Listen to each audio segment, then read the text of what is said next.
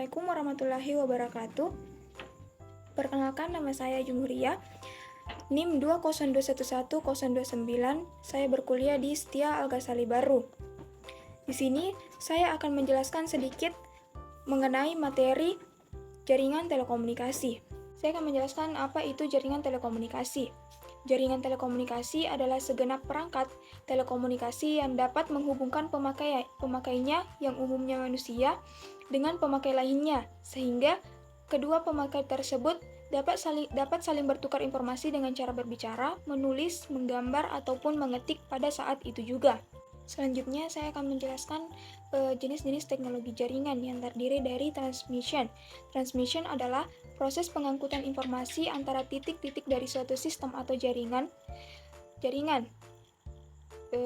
Yang selanjutnya, switching. Switching dapat diartikan sebagai mekanisme penyambungan saluran input ke saluran output sehingga informasi dapat dialirkan dari pengirim ke penerima.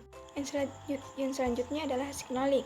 Signaling adalah mekanisme yang memungkinkan entitas-entitas jaringan untuk membangun, memelihara, dan mengakhiri suatu session atau koneksi dalam jaringan.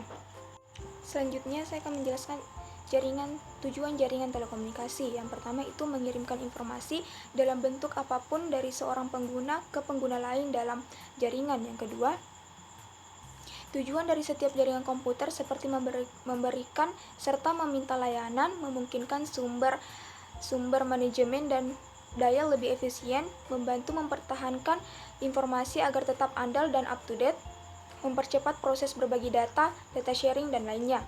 Yang ketiga, memberikan kemudahan bagi manusia dalam bidang pendidikan, perbankan, kesehatan, hingga perindustrian. Yang terakhir, berbagi sumber daya yang dimiliki dan untuk berkomunikasi secara elektronik. Selanjutnya, fungsi jaringan telekomunikasi. Yang pertama itu merujuk pemakainya, umumnya manusia dengan pemakai lain, sehingga kedua pemakai tersebut dapat saling bertukar informasi dengan cara berbicara, menulis, menggambar, ataupun mengetik pada saat itu juga. Yang kedua, menyederhanakan dan mempercepat proses komunikasi antar komputer, membagi akses pada sumber daya secara efektif, menghemat biaya, dan lainnya. Dan yang ketiga, membantu mempertahankan informasi agar tetap handal dan up to date. Dan yang keempat, kelompok kerja berkomunikasi lebih efisien. Yang kelima, menjaga keamanan data lebih terjamin. Yang keenam, menghasilkan manajemen sumber daya yang lebih efisien. Yang ketujuh, sinkronisasi lebih terpadu. Yang ke-8, menghemat biaya pengembangan dan pemeliharaan. Yang terakhir, membantu mempercepat proses berbagi data. Selanjutnya saya akan menjelaskan sedikit bentuk-bentuk jaringan telekomunikasi. Yang pertama itu jaringan telepon kabel. Jaringan telepon kabel ini adalah jaringan telekomunikasi tradisional yang menggunakan kabel tembaga atau serat optik untuk menghubungkan telepon dari perangkat komunikasi lainnya.